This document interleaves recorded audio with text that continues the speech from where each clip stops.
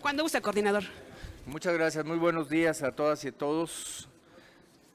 El grupo parlamentario del PRD en esta... ahí.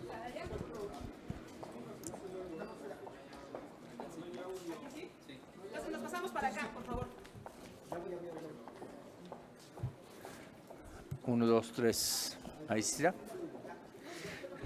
Ok.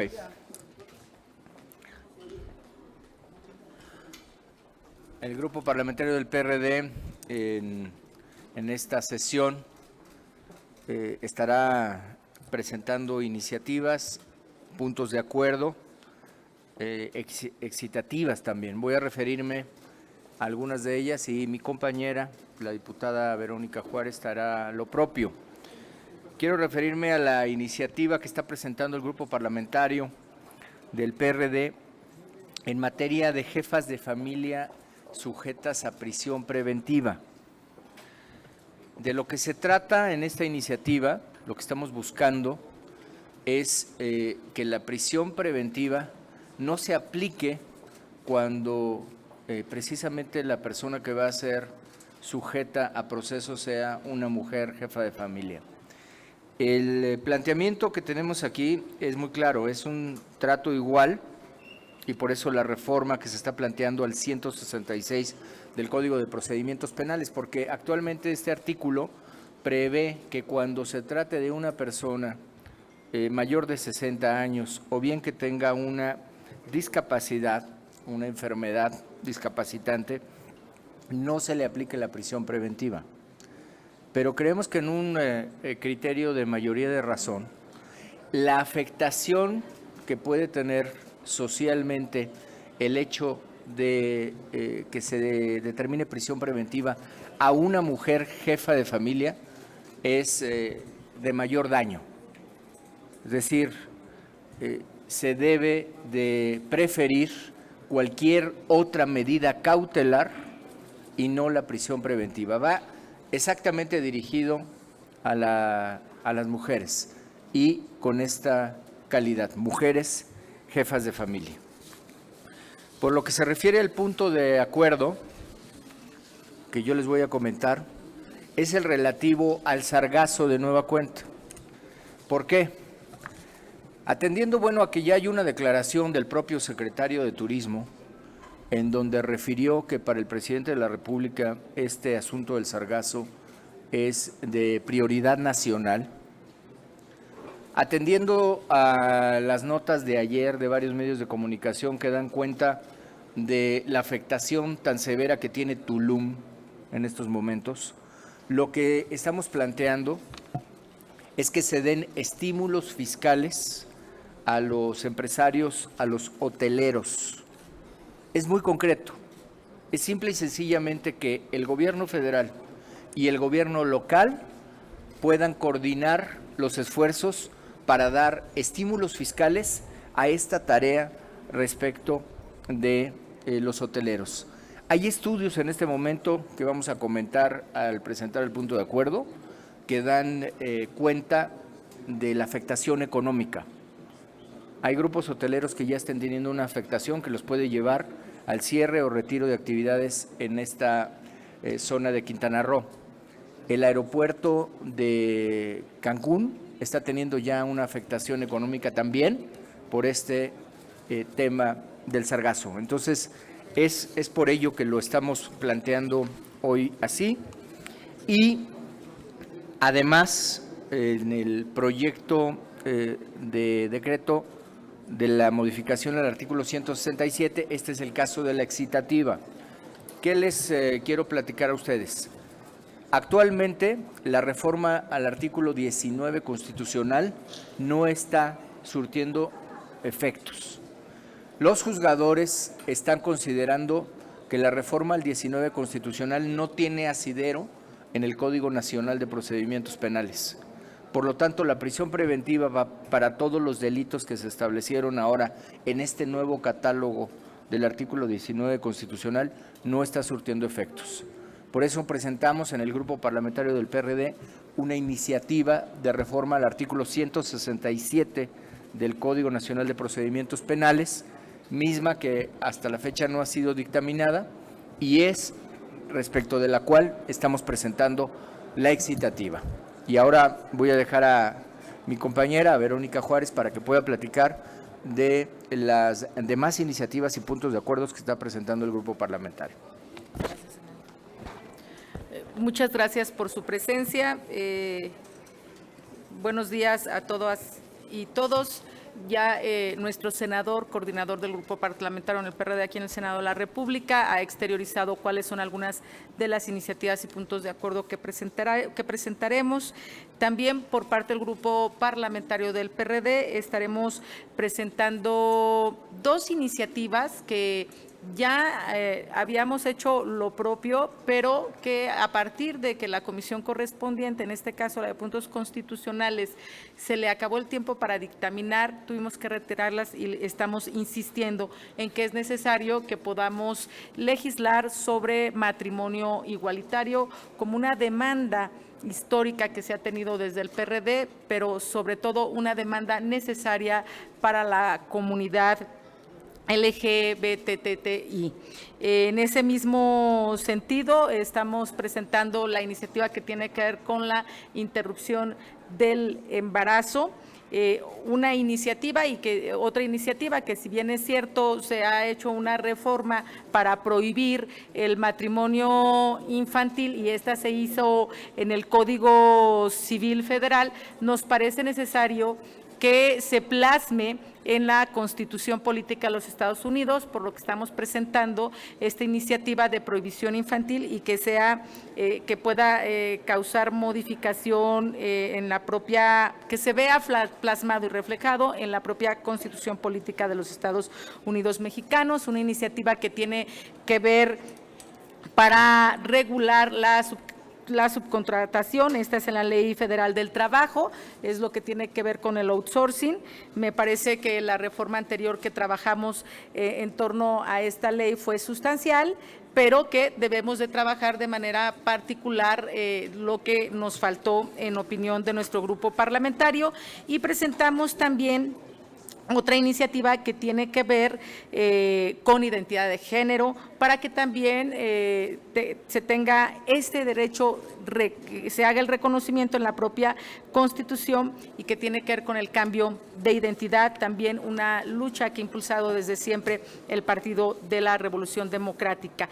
Por otra parte, estamos presentando distintos puntos de acuerdo, el que tiene que ver para llamar a la Secretaría de Seguridad y Protección Ciudadana, de la Defensa Nacional, de la Marina, de quienes están participando en la Guardia Nacional, para prevenir y salvaguardar la vida y la integridad y el pleno ejercicio de los derechos de las personas, particularmente los derechos de las niñas, niños y adolescentes, quienes han resultado víctimas de distintos enfrentamientos. Hemos conocido a través de los medios de comunicación en este sentido de que quienes han surgido ahora como víctimas son niñas, niños y adolescentes. Estamos presentando un punto de acuerdo que tiene que ver, estamos exhortando a la Fiscalía del Estado de México y a la General de la República para que agilice las investigaciones sobre los ataques de arma de fuego del que fue víctima el presidente municipal Félix Alberto Linares González, quienes ha emprendido una lucha contra todos aquellos taladores, de manera particular en el bosque de Ocuilan, y solicitamos de igual forma qué medidas ha tomado la Semarnat y la Profepa para combatir y resguardar la tala de árboles y resguardar el bosque de Ocuilan. De manera particular, y estamos también solicitando un punto de acuerdo que exhorta al presidente del Consejo de la Judicatura del Estado de Jalisco y al presidente del Supremo Tribunal que garanticen los derechos, vida e integridad de la ciudadana Sandra Alicia García, que sufrió víctima de violencia familiar. Pero miren ustedes, fue violentada con un martillo, fue apuñalada, y resulta que en las resoluciones que se tuvo en la semana pasada, resulta que su exmarido ahora es inocente y ya anda de manera muy libre. Entonces queremos visibilizar esta circunstancia que se está viviendo de manera particular en el estado de Jalisco con Sandra Alicia García, y estamos entonces pidiendo la información, pero además que se garantice la seguridad de Sandra Alicia García. Estamos solicitando también la comparecencia de la directora de la Agencia de Noticias del Estado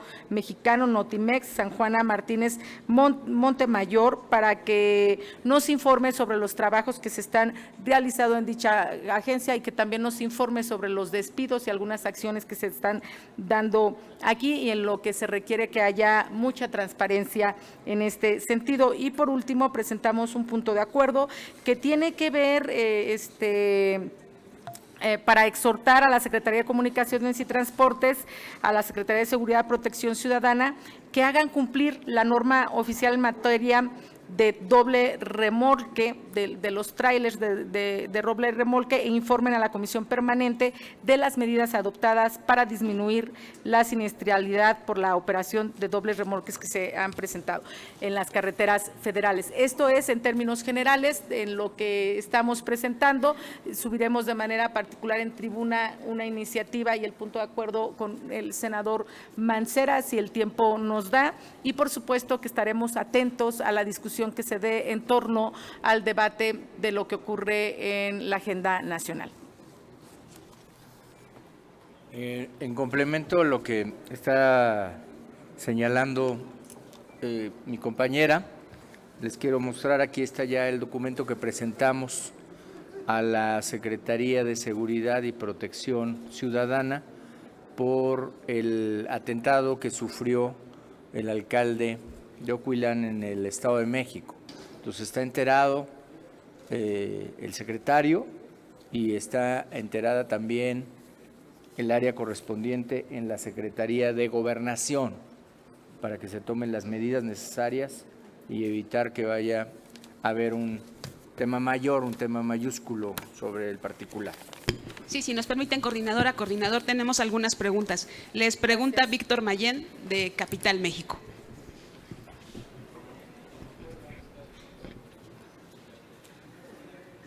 Buenos días. Buenos días. Preguntarles dos cosas. Tiene que ver con lo que pasó ayer en este ajuste en el gabinete del presidente López Obrador, la salida de Carlos Ursúa y el relevo de Arturo Herrera. Parecería que solo es un cambio de persona en esa dependencia, porque las políticas económicas seguirán siendo las mismas. ¿Lo ven así? ¿Creen que haya un viraje en la política económica del país con la llegada de Arturo Herrera?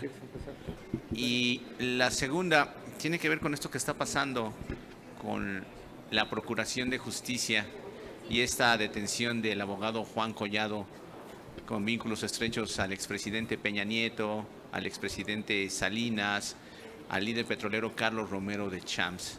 Si no se percibe que se está politizando la justicia. El asunto que tiene que ver, que todos nos fuimos testigos el día de ayer y que tambaleó al país con la renuncia de quien fuera secretario de Hacienda en nuestro país, por supuesto que coincide finalmente con lo que han venido expresando organismos nacionales e internacionales, especialistas, académicos, acerca de que se debe de corregir la política económica del gobierno federal. Ojalá y el cambio atendiera precisamente a esto. Pero a partir de las declaraciones que hemos conocido del presidente de la República, tanto el día de ayer y por el propio a quien ha propuesto como secretario de Hacienda, nos parece que el lineamiento, la indicación o la orientación que hay es de seguir como estamos, porque Ursúa en su carta denuncia y exterioriza circunstancias que él no quería seguir así, que no quería ser responsable de los estragos que ya tenemos en materia económica y por eso se va. Y lo que vemos es alguien que dice que seguirá atendiendo los mismos objetivos y lineamientos que se establecieron desde un principio. Pero miren ustedes, ya sabemos lo que han causado, todo lo que ha significado la política económica en el país, desde recortes a áreas sustanciales, desde cancelamiento de obras que tienen que ver con la del aeropuerto, que vamos a seguir pagando todos los usuarios de los aeropuertos, pero también las que tienen que ver, como la que canceló en el estado de Durango, por mencionar algunas. Decía los recortes sustanciales en áreas estratégicas que tienen que ver con garantizar el derecho a la salud, derechos que tienen niñas, niños y adolescentes, como las estancias infantiles, que ha dado finalmente todo esto como resultado también que no exista confianza, y por eso no hay inversión, y por eso hemos tenido datos como que la inversión pública se contrajo al 16.4%, que los ingresos petroleros siguen su racha a la baja con 17.4%, mientras los ingresos totales del sector público se incrementan 0.7%, el gasto neto retrocede, es decir, menos 5.1%. El impuesto sobre la renta apenas creció el 1.6%, esto entre otras cosas. A mí me parece que el que tiene que rectificar más allá del cambio, pues es el presidente de la República. Él debe, me parece, otorgar y brindar la libertad suficiente y necesaria al nuevo secretario de Hacienda, para que todas estas erróneas decisiones en materia de política económica que han propiciado la desconfianza, la incertidumbre, la inoperatividad de las dependencias y secretarías, pues que retomen los proyectos con la más alta rentabilidad económica y social. Como sabemos, todos los ejercicios están yendo particularmente al rescate de Pemex, como que si los demás sectores no existieran. Entonces, me parece en todo caso que el que tiene que asumir una responsabilidad y tener un viraje es el presidente de la República, porque quienes están en el gabinete, por lo que parece, solo reciben indicaciones. La renuncia es un reflejo de que las cosas no van bien. Y lo que obtenemos por parte del presidente de la República es que él tiene otros datos. Entonces, me parece ahí que el que tiene que cambiar es el presidente de la República. Miren, yo creo que es lamentable la renuncia de Ursúa. Era un servidor público puntual, preciso. Resultó pues también congruente con su forma de pensar la decisión que ha tomado, así lo expresa en su carta. Entonces, sin duda, es lamentable su salida. Tan es así que hubo una repercusión inmediata en los mercados, en el tipo de cambio, y por supuesto que pues también hubo una reacción rápida del gobierno federal al hacer la nueva designación. Yo conozco a Arturo Herrera, es un economista muy capaz. Lo pude tratar cuando él era representante de Banco Mundial. De hecho, la ampliación de la línea 5 de Metrobús se está haciendo con los recursos que en su momento Arturo y yo pudimos establecer en un mecanismo financiero para la Ciudad de México. Por eso es que no tengo duda que él es ahora el que debe rescatar a México del escenario que se ha montado sobre las expectativas de una desaceleración económica mayor que puede tener consecuencias muy delicadas. El que lo puede sacar de este escenario es Arturo.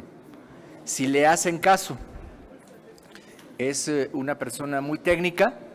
Yo estoy convencido que el secretario de Hacienda ahora planteará qué se tiene que hacer. Ojalá que todos lo escuchen, ojalá que todos lo apoyen y por supuesto que en eso estoy convencido que habría buenos resultados. No se ven en este momento buenas repercusiones Creemos que puede todavía venir una calificación a la baja. Ese es el escenario que está en las próximas semanas. Entonces, vamos viendo exactamente cómo se comportan. No creo que vaya a haber un cambio de rumbo mayor en el planteamiento económico que ha hecho el Ejecutivo Federal.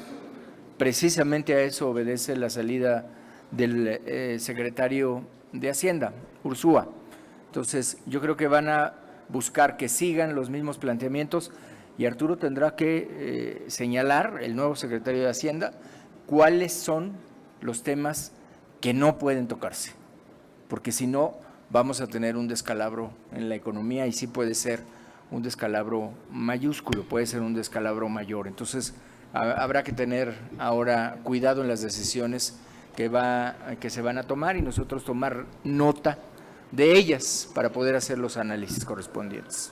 Y en el tema de Juan Collado, ¿qué está pasando? ¿Se partidiza la política o se judicializa la justicia? Mira, lo que nosotros referimos ahí es como en todos los demás casos y lo hemos dicho en cada uno de ellos. Simplemente que se respete el Estado de Derecho, que se den todas las garantías procesales. Sí me parece que es delicado que se haga un uso extremo de la figura de la delincuencia organizada. La figura de la delincuencia organizada está destinada internacionalmente para quienes hacen del delito su forma de vida. O sea, son delincuentes permanentes, no ocasionales, no por un arranque, como pudiera ser un homicidio, pudiera ser cualquier otro delito. ¿Es el ariete de este gobierno? Pues la delincuencia organizada es el mayor instrumento, diría yo, No hay defensa. de respuesta, porque es una ley de combate.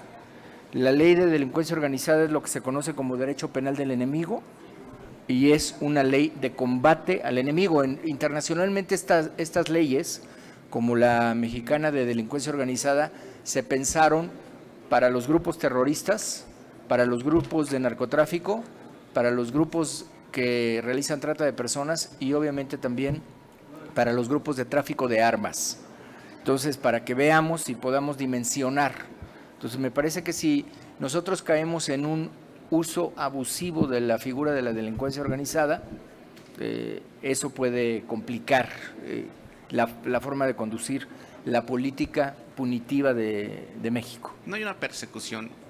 Se celebra hace 2 meses la boda de la hija de Juan Collado.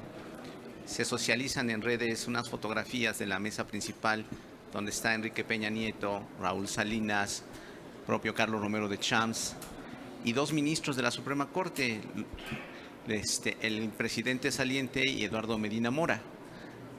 3 semanas después se gira la orden de aprehensión contra Emilio Lozoya por la compra de esta planta de agronitrogenados. Luego, en un periódico de circulación nacional salen las transferencias que hace el ministro Eduardo Medina Mora en cuentas de bancos londinenses. Ahora, después la orden de aprehensión contra otra vez Emilio Lozoya por lo de Odebrecht y ahora Juan Collado. Pues sí, mira, son todas estas cosas que se entretejen. Yo creo que lo que nosotros tenemos que atender en cada uno de los casos es que se respete el Estado de Derecho y simple y sencillamente reiterar que no se haga un uso abusivo de estas figuras que tiene planteada nuestra legislación.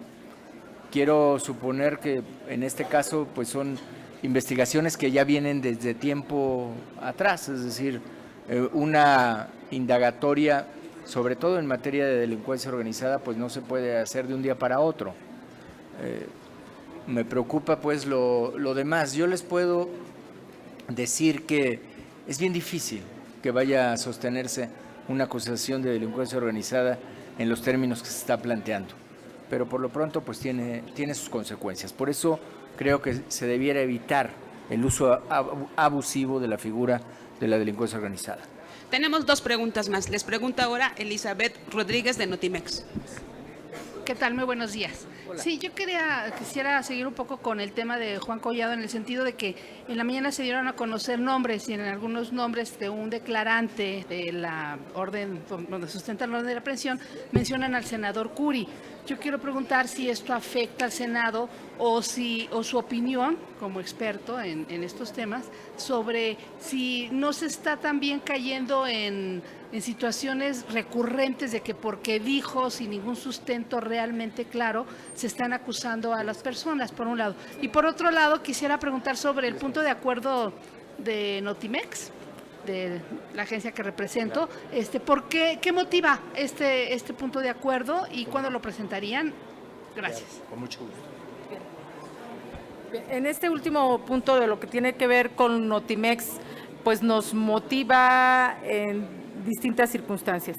En primero, la actitud que públicamente ha tenido quien ahora dirige este centro de esta agencia de noticias, lo que se ha dicho públicamente en debates de Twitter, que ha cancelado o bloqueado a alguien que no le parece lo que menciona, pero sobre todo lo que hemos estado sabiendo a partir de despidos, al parecer algunos injustificados, y de algunas acciones que seguramente en nombre de la austeridad también se están tomando desde esta agencia de noticias del Estado mexicano.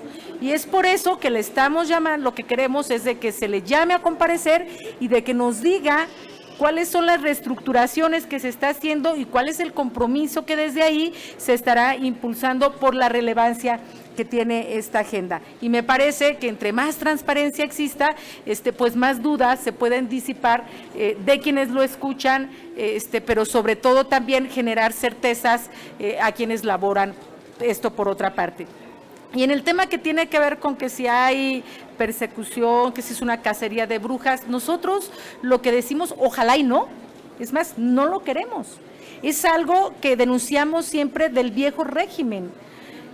Y ojalá que las carpetas de investigación estén lo suficientemente sustentadas para que hay que ver cuáles son los delitos que se están estableciendo, y a partir de ello ahí vamos a ver si en verdad finalmente no es una persecución. Lo que nosotros hemos estado insistiendo es que debe haber respeto a las instituciones, al Estado de Derecho, y que finalmente cuando se hable de corrupción, cuando se hable de algún delito, que sí se armen las carpetas de investigación, pero que sean lo suficientemente sustentadas para que todo aquel que lo haya cometido pues sea castigado conforme a derecho. Gracias.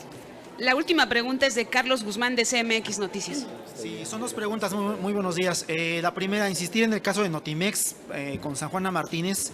En las 3 conferencias matutinas que hemos acudido esta semana, ha habido compañeros de esa agencia que han estado ahí protestando, pidiendo audiencia con el presidente. ¿Para cuándo se prevé la comparecencia o que pidan la comparecencia de San Juana Martínez? Y la segunda, en el caso del Sargazo, si ya tienen los montos con los cuales se apoyaría en cuanto a estímulos fiscales a los hoteleros, siendo que ya estamos en periodo de vacaciones. Dejo a Vero que ella pueda precisarles lo de Notimex.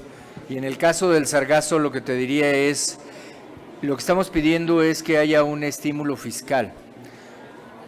Puede operar perfectamente con hacer deducible todas las erogaciones que están teniendo los grupos hoteleros, los grupos de empresarios de esta zona de Quintana Roo, porque está siendo una carga excesiva.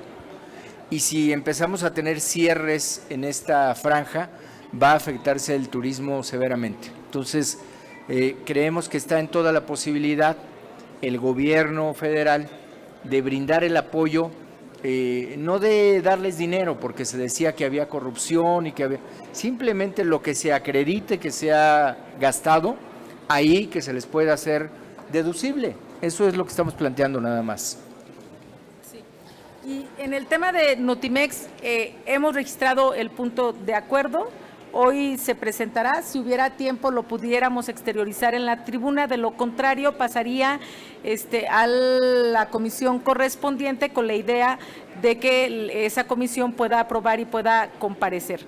Decía ya, lo que tiene que ver con la libertad de expresión, lo que tiene que ver con un informe pormenorizado que quisiéramos saber a partir de los despidos que se han hecho, alrededor de 80, que se nos informe cuál es la reestructuración que está teniendo esta agencia de noticias y cuáles son los proyectos que se tienen, que se está realizando desde ahí. Esa es la intención de este punto de acuerdo y, como decía, de no exteriorizarse en la tribuna, estaría pasando ya en la comisión y en los próximos días se estaría definiendo, en lo cual vamos a poner mucho énfasis y esperemos que la mayoría parlamentaria lo respalde, porque me parece que es un compromiso que debemos de tener todos los grupos parlamentarios, que haya mucha claridad, mucha transparencia y sobre todo el respeto que tienen todos los que elaboran ahí y la garantía de la libertad de expresión. De nuestra parte sería todo. Muchísimas gracias, coordinadora y coordinador. Y les recordamos a nuestros compañeros de los